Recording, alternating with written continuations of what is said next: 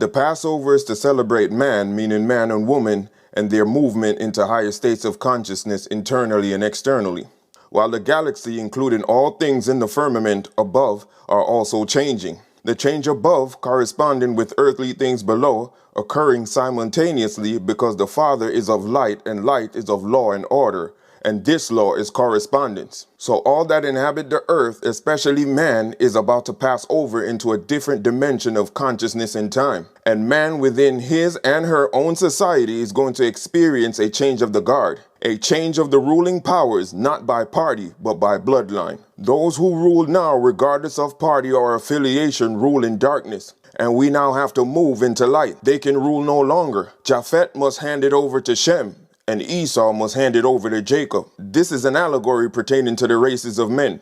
In correspondence to the races of men during the Passover, Shem, Jacob, is the group of people, the true Hebrews, that are being delivered from the grips of Egypt. Our Assyria, or Egypt, is today the United States of America. There is only one group of people that is in their grips. It is certain that Ashkenaz is living quite deliciously today, and the only bondage they face is putting out the fire when people realize they are not who they say they are and how much they truly control. They control wealth, politics, and social entertainment. The real Semitic Hebrew, the people of color in America, will spark the release of all Semitic people across the planet, because America is the seed of the beast, once of Rome, and now has his hands in everything all over the world.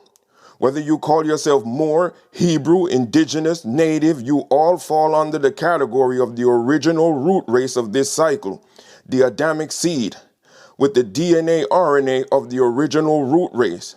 The original Americans described in Webster's 1828. American, a Native America, originally applied to the Aboriginals or copper-colored races. And you were joined by the copper-colored Shemite from Europe. But you, the original copper-colored American Negro, not black, are the original people of the contract in the King James Bible and are the original people of this land. And the end-time covenant was promised to you by Melchizedek, Thoth.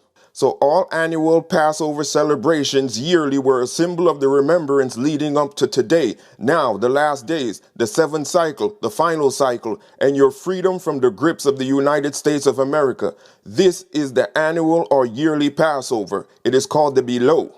But all change stems from celestial change in the heavens, because the Father and the Lord are the root. And as I said before, they are what we call the above.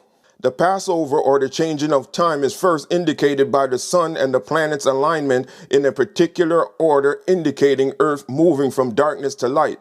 This is the celestial, above. This celestial clock also fuels the individual, indicating a time when man and woman on a mass scale will be transitioning from darkness to light, internally and externally. This is the below. But in that internal and external change, the regenerative seed is on a timed season, which begins on a monthly lunar cycle, then transition to a solar annual cycle, which is yearly. This regenerative seed is within you. The universe is changing. The firmament with the stars, the planets, and their alignments are changing. The earth is changing. Man's rulership on earth is changing. And man within his and herself is also transitioning. Even your cells are changing. Change is occurring on every level of life, and no one can stop it. The yearly ceremonial Passover is called the month of Nisan or Abib on the Hebrew calendar. That is between the month of March and April on the Gregorian calendar we use today. Between March and April, the sign of Aries, the ram.